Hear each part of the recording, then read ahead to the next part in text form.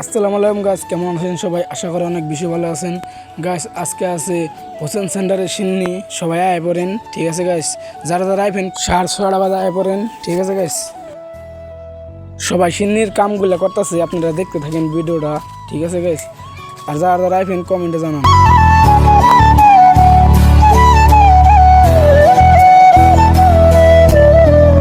একজনের চাল মাল সব নিয়ে আছে, আপনারা ভিডিওটা দেখতে থাকেন, আপনারা মিনি ব্লগটা দেখতে থাকেন, ঠিক আছে গাইস? প্রত্যেক বছরে সিন্নি করবো আমরা চাঁদের 12 তারিখে সিন্নি, ঠিক আছে? আপনারা সবাই আয় বলবেন।